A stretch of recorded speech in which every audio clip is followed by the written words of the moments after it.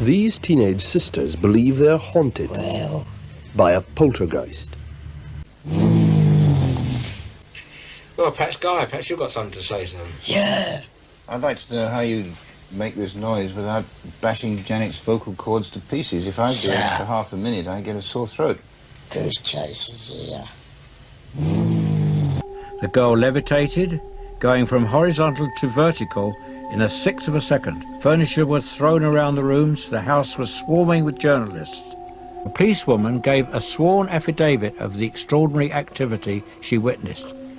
Many objects materialised out of thin air, spoons were bent, fires broke out spontaneously in the impoverished family's home. The family had to endure practically every known phenomena in a poltergeist case. They were traumatised. They didn't benefit financially and were ostracised by many of their local community. The Enfield Poltergeist menaced that family for 18 months. It nearly destroyed their lives. 11-year-old Janet Hodgson appears to be the focus of many of the strange happenings in Green Street. But they also affect her 14-year-old sister, Margaret, and their younger brother, Billy.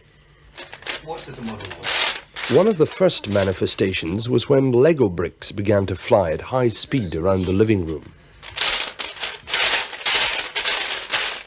How does it feel to be haunted by a poltergeist? It's not haunted. Shut up. Why isn't it haunted? I don't know. Does it frighten you, the things that happen here? Oh, well, it did first, but now I've got more used to it. And you learn to accept the things that happen. It's slung covered at Mum. My idiot Mum. Slung a bookshelf at Margaret. Have you tried telling it to go away? Yes, Yeah, many no times. answer, nothing. And what does it reply? No, it won't. It'll stay another 6-7 years. What about the voices? When did the voices start? December the 12th. December the 12th? Yes. And how did they start? Well, one night Mr. Grove was talking about it about 8:30. He said, all we need now is the voices to talk. And that night I went to bed. Can't remember exactly what happened.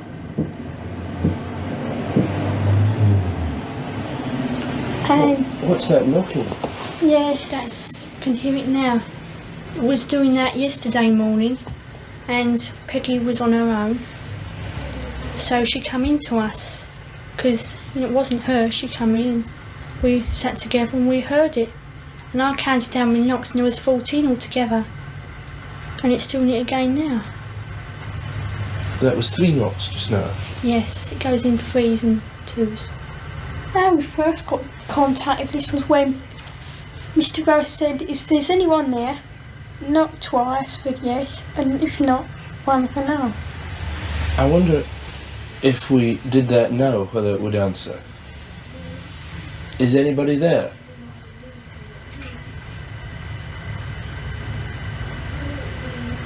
Is anybody there?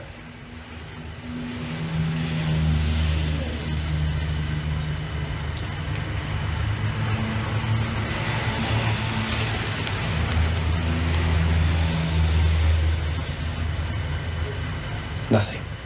No. It doesn't always do it to order. No, it doesn't. It goes in spasms. Like we're talking now. It may not now, after you've said that, but it won't do it when you want it to, straight away. You know. What about the voices? They sometimes say things and make answers. Is that the voice now? Yeah. Is anybody there? How many voices are there? Dirty Dick, Andrew Garner, and Stuart Thurton. Dirty Dick, Andrew Gardner, and Stuart. Thurton. Oh, has he ever spelt that for you? No. Mr. Ghost asked him, but something distracted Mr. Ghost last night when he asked. Or some time ago. And Sorry, what do you go on. think these are? Are they people or are they just voices? Could be spirits, oh, I don't know. I believe it's a Ghosts form of or a something. spirit speaking for us somehow. No. We don't get this at school, these voices are. Because I believe when we're all separate, it's not so strong. Just when you come nearer each other? Yeah, like here, or our aunts, we were up there together, or in Peggy's next door. And Janet's, your voice is stronger, isn't it? It seems to be the strongest. Yeah. When you hear the voice and it comes out, where does it come from? Here, your throat? No. Where do you feel it comes Back from? of the neck. Back of the neck. And so it must be as if it's somebody else speaking then, when you hear Yeah, it. behind us. And do you get the feeling when you hear the voice that there is a person there? Yes. Yeah. And do they tell you much about themselves? Not really, no. They just tend to growl and... Play around and sort of joke and be silly. No. I wonder, do you think there's anyone there just now?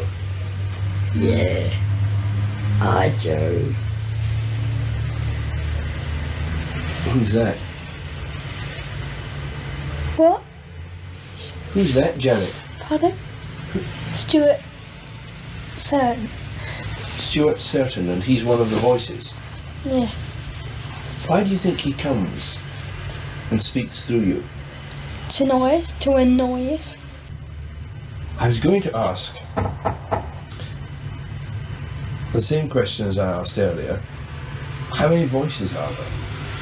600. 600 the voices. I know the joke. How many really are there, Margaret? I think so far we've had 10 Three.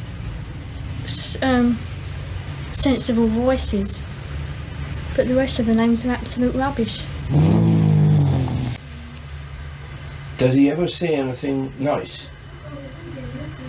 Well. Don't know really.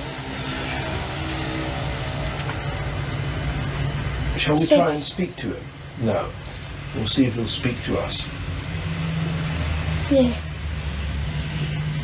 Is anybody there? No, no. Who's there? Doctor Who. Doctor Who?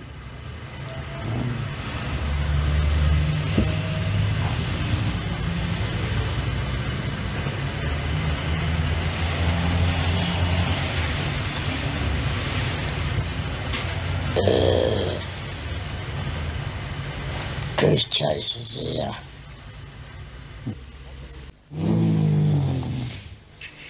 Well, perhaps, Guy, perhaps you've got something to say, son. Yeah.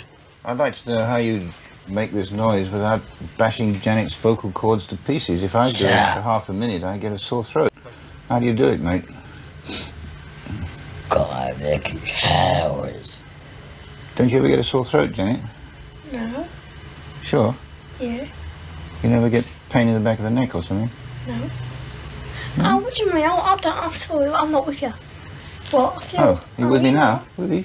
Sensation in the back of the neck. Yeah. Well, tell us about that. I don't know how to No, tell me explain about that. You get it? You get it now? It's buzzing in the When back of you the neck. talk, yeah. Do you feel it vibrating as if it was sort of No, like someone someone got what? their hand on the back of my neck like that. Mr. Gross, a lot of people, hearing these voices produced by the children, will simply say that they are very good ventriloquists and that this is all a hoax. How would you react to that? Certainly not. They're certainly not very good ventriloquists. We have had tests on them to see whether they can ventriloquize. They can't. To keep up this particular type of voice for any length of time without damage to the vocal cords is absolutely impossible. I mean, there must be some hoarseness attached to it. But don't forget, these children don't do this for a couple of minutes or so. They do it for lengths of periods up to 3 hours, and without any hoarseness or sore throats whatsoever. I went blind. Then I had an hemorrhage, and I fell asleep, and I died in a chair in the corner downstairs. And we found that on analysis, the voice was not made by the larynx, the voice box, but by the false vocal fold, which is above the larynx. And you only use that when you lose your voice and you talk like that. Well, if you talk like that for more than a couple of minutes, you start getting a sore throat. Talk like that for 5 minutes or so and you're going to start doing damage to your throat. And yet this voice used to speak up to 3 hours at a time. Not continuously, of course, but up to 3 hours at a time without the girl showing any distress at all. Absolutely remarkable. And over here, in this bed here, was Margaret. It was in the same bedroom a month later, with all the family present, that Maurice Grosse first challenged the poltergeist to talk. And this was actually the result. You'll hear here the whistling first of all, and then the barking. And here is this noise.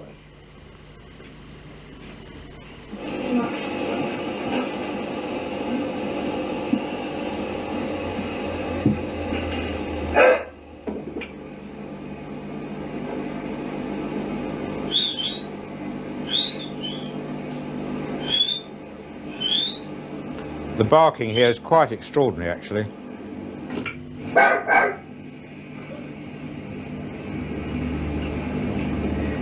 We got a doggy here.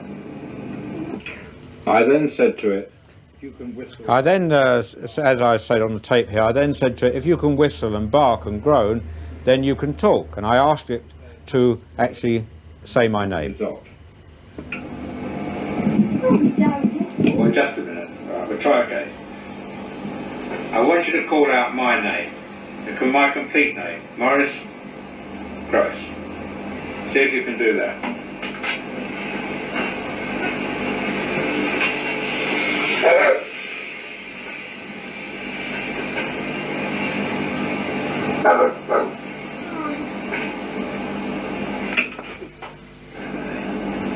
Very good. Let me hear you say my name again. Come on, let me hear you say my name.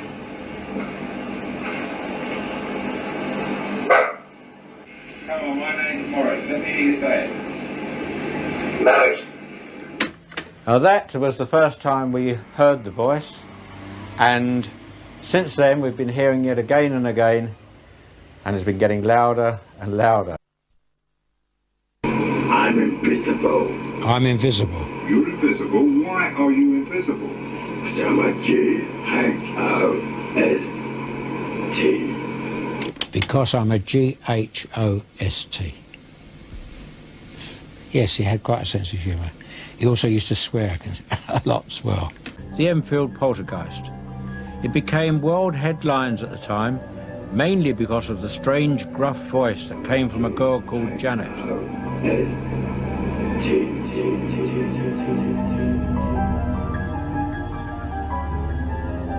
Hollywood soon got in on the act, and the makers of several box office hits acknowledged a debt to my case in Enfield. I've never been able to forget that voice. He called himself many names, but mostly Bill or Fred. I still listen to the 180 hours of tapes I recorded during the investigation. Bow, bow, bow, the pump check is down the street. Merrily, merrily, merrily, merrily, lovely pump the train. Now now. This voice is coming from an 11-year-old girl. The voice was just part of it. The girl levitated, going from horizontal to vertical in a sixth of a second. Furniture was thrown around the rooms. The house was swarming with journalists. But after 4 days, they were baffled and frightened and called my team for help. A policewoman gave a sworn affidavit of the extraordinary activity she witnessed. Even the ghost chipped in. The death certificate confirmed the truth of what the ghost was saying. Many objects materialised out of thin air, spoons were bent, fires broke out spontaneously in the impoverished family's home. The family had to endure practically every known phenomena in a poltergeist case. They were traumatised. They didn't benefit financially, and were ostracised by many of their local community. The Enfield Poltergeist menaced that family for 18 months. It nearly destroyed their lives.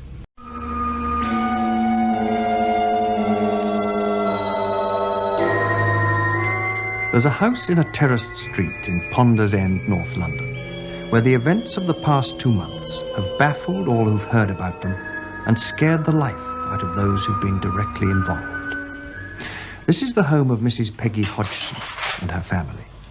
At the moment, the children are being looked after by relatives because Mrs. Hodgson is ill in bed.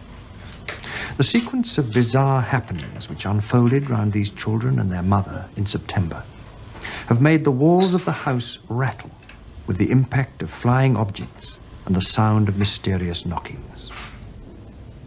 Soon a second family was drawn into the action, the next-door neighbours, Peggy and Vic Nottingham. We'd been sitting listening to the knocking, and the woman next door, she called me in. We couldn't make out what it was. I heard the knocking as I walked in the front door, but I went all over the house, checked it, checked the walls, checked everything. Just couldn't make out what it was. So in the end, I thought to myself, well, there's only one thing. I'll call the police. One of the 2 police officers sent to investigate made the following remarkable statement about what they heard and saw in this living room. There were 4 distinct taps on the wall, and then silence. About 2 minutes later, I heard more tapping from a different wall. The other police constable checked the walls, attic, and pipes, but could find nothing to explain the knocking. The eldest son of the family pointed to a chair next to the sofa. I then saw the chair slide across the floor. It moved approximately 3 to 4 feet and then came to rest. I checked the chair, but could find nothing to explain how it had moved. The police definitely wanted to get out of the house. How could you tell? They was as frightened as I was. And then the second night we went back in there again, and we got the same reaction again. We got this knocking. And then this here Lego. I witnessed a box of Lego underneath the chair, but I walked into the room. As I walked into the room, the Lego began to fly. But where it was coming from, I don't know. One piece hit me on the arm, and... Did it hurt? Oh, it brought a lump up. It caught me on the elbow, and it brought a lump up. And as I one say, tiny little piece? One tiny little piece of Lego. Now, it's not much bigger than 3/4 inch. But it caught me on the elbow, and as I say, it brought a lump up.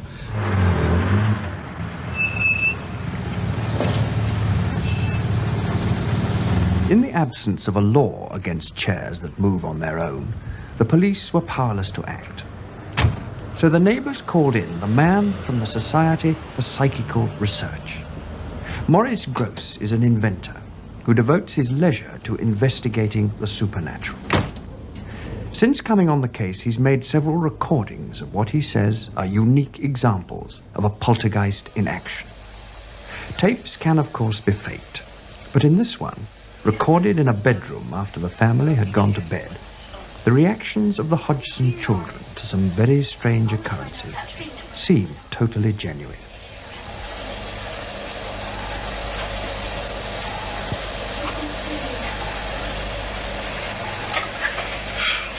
All the lights gone out. Oh.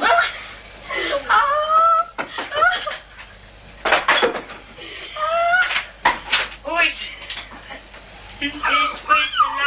Throw the lamp on the head. right way across the room and pull it out of the socket. Turn the lamp off.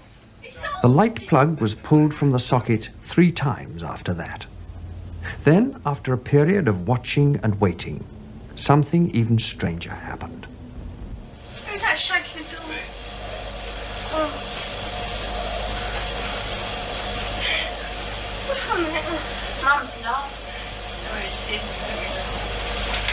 Oh, what's that? The slipper was thrown across the room and hit Oh, the door not my one. as I was holding the door. My one. The white slipper hit the door as I was holding the door. He hit me on the leg. Where's the other one? The other one's over here. What sort of a case is this in your experience? Well, I think this is probably the best case this century. In fact, as far as documentation is concerned, it may be the best case of all time.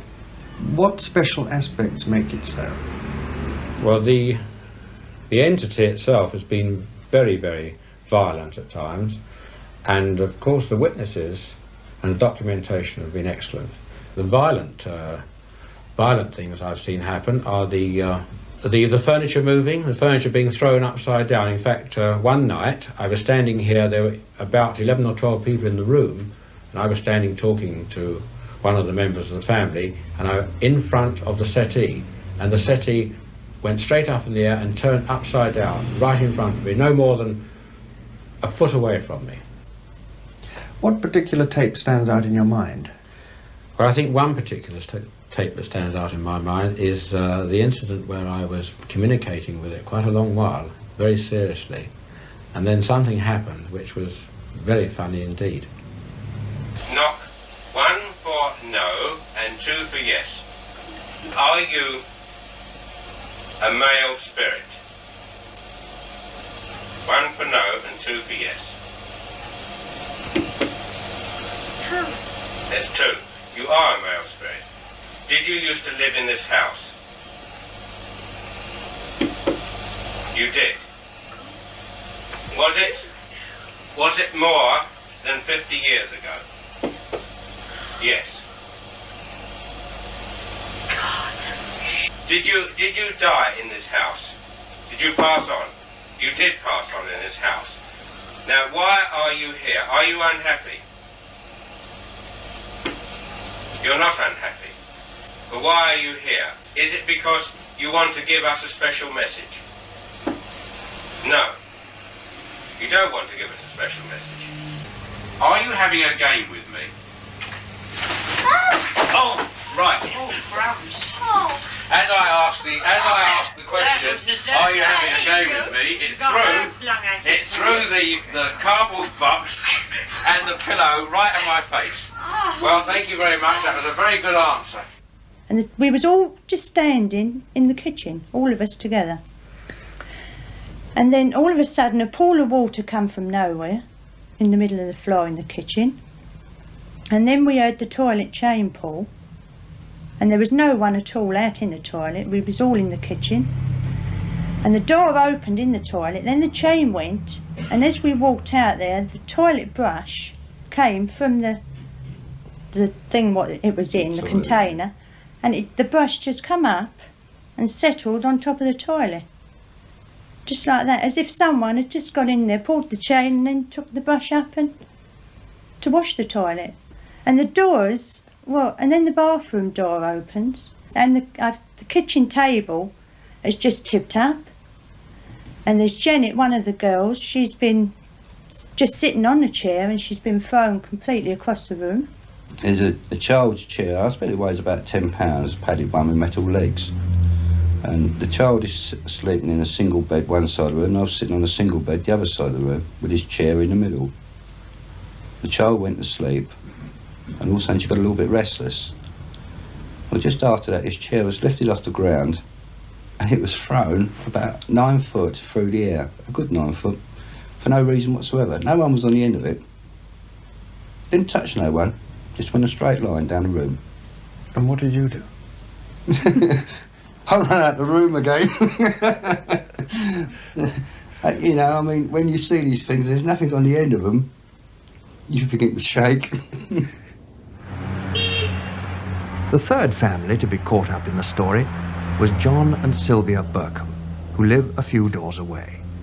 John is Mrs. Hodgson's brother, and he and Sylvia have spent hours at the Hodgson's house, trying to help them through all the unexplained goings-on. But they've had plenty of shocks of their own. Now, what happened in this bedroom? Well, I heard a noise downstairs. I come up, and there was the eldest girl on the floor. But the other one's missing. So I look under this bed, I look under this one, and as I stand up, I see it. There she is, across this radio, one leg in the air, and her head hanging down. Just to prove that I wasn't mad, I yelled for my wife to come up to see what I have just seen. But she was asleep. As a roof repairer, Vic Nottingham is used to tall stories. But he never thought he'd play a leading role in one like this. I've got one chap at work, for instance, and he says to me, how's your ghost getting on? Now, I mean, it's no good talking to a chap like that, because he's got no reaction on it whatsoever. He thinks that I'm going around the bloody bend, like, you know what I mean? But, do you think you are? Well, I was straight. I mean, I'm 44, and I've never witnessed anything like it before in my life, but the only thing that worries me, see, being a roofer by trade, is beginning to get on top of you. Your nerves begin to shatter a little bit. In every story of things that go bump in the night, there are two possibilities. One, that it's a hoax. Two, that there's something going on beyond the grasp of the human mind. If this is a hoax, it means that some of the 17 people who've seen things have been playing an elaborate and twisted joke on the others. If it isn't a hoax, it means that either those 17 people have all been having hallucinations, including the police, or this is the best documented ghost story of all time. Can you tell me why you are upsetting this family? Is it because you enjoy doing it? You do enjoy doing it. Well, I suggest that now you've got... Now, what does that mean? Why have you done 3 knocks? Now, I ask you the question again. 2 knocks for yes, and 1 knock for no. Now, yes, that's right, you understand. Now, do you enjoy upsetting this family? You do? Well, now, will you please go away? Because I think you've had enough of your jokes. You won't go away. But I would like you to go away, and go away because I think you've been upsetting this family long enough, and it's time you went away. You understand me? Please go away. Yes, you must go away. It's absolutely essential that you go away. No, you mustn't be obstinate. You must go away. Well, you must. I'm sorry, but you must stop annoying this family. You've had enough. You've had a good time. Now, please go away. All right? Please go away. I can't say any more to you now. Goodbye. Goodbye.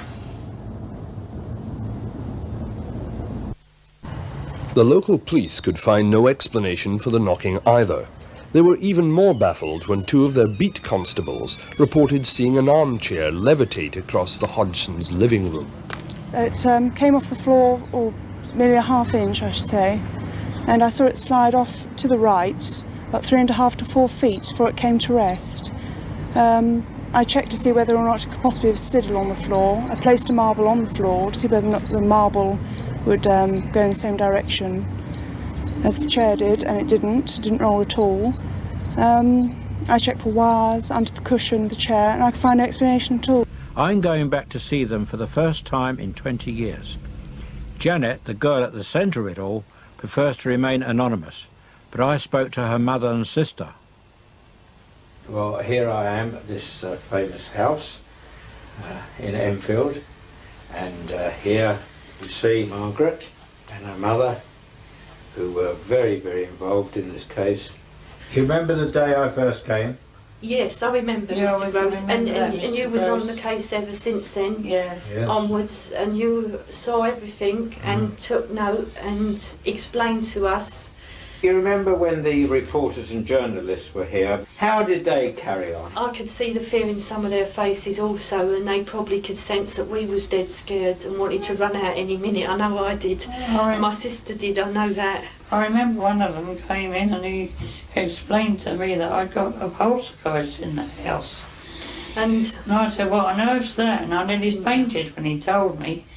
I didn't even know what it was. In fact, I don't think any of us did. And we couldn't even say the word poltergeist until Mr. Groves from the Psychical Research explained how to say poltergeist. That's me. and also what it actually meant in, was it German?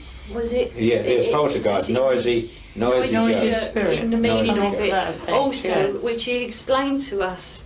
What do you say to people who say to you, with you children playing around, what do you say about that? I say that's a matter of opinion. If you haven't experienced it, you're going to say that. But it did really happen.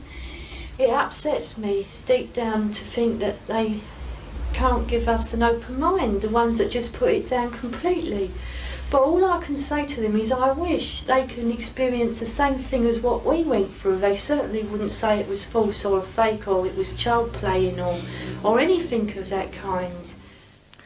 The welfare of people at the centre of poltergeist activity is very important. I believe that most poltergeist activity is actually caused by very high levels of stress. Occasionally you get paranormal entities interacting with us, and this is what I think happened at Enfield.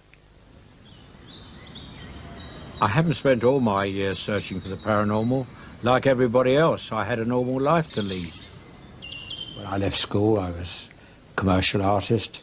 I did 2 years apprenticeship. You can see on the pictures on the wall, well, actually they are my pictures that I have done. I turned into quite a good commercial artist, in fact.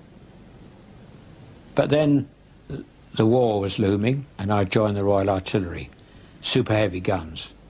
We had to make a hasty retreat back to Dunkirk, with of course thousands of other troops. And we were bombed and blitzed to hell there. It really was rough going. I suppose I was one of the reasonably lucky ones. I got off on a destroyer. I met Betty at a tea dance in Marble Arch. Always very taken with her, right from the word go. And it was on a Sunday, and I met her on the Sunday, proposed to her on the Thursday, and in 10 weeks we were married. Because everybody said at the time, oh, these war marriages, it would never last, it would never last. I don't know, perhaps it won't. I mean, it's only 51 years now, so I suppose I think I can say it'll last. We've had a good life.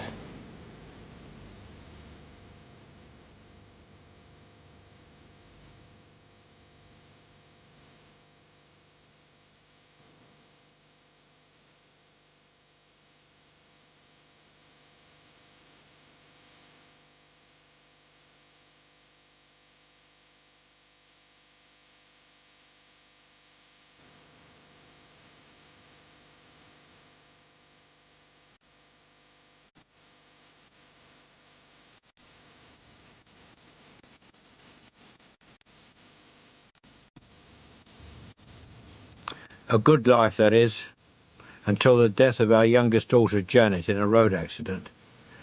Betty and I believe that Janet tried to contact us after her physical death. You might believe that was just our way of dealing with bereavement, but it was a turning point in my life. I decided to carry out serious research into the paranormal and join the Society for Psychical Research. This is now my psychic HQ. The Society is the world's leading centre for the scientific study of the paranormal. I'm the chairman of the Spontaneous Phenomena Committee. People write to us from all around the country with their strange cases, which we investigate on a non-fee paying basis. Can you recap on who he said was psychologically disturbed? He said What something name? Who was it? Because there's so many names. That's the covering letter, isn't it? Yeah, on the covering letter. There's so many people mentioned there. Yes, I was wondering that. Expert in the early 60s and a retired university lecturer. Well, I think we can dispense with that case then, yeah. Poltergeists seem to thrive on an atmosphere of tension that is partly sexual. The fact that most of the focuses are adolescents seems to contribute to the mischievous nature of the effects, leading some to suggest that the kids are faking or enjoying a laugh at the expense of the investigators. But to create all the bizarre effects that went on in this house either involves a gigantic conspiracy with the neighbours or a disruption in our laws of mind and matter.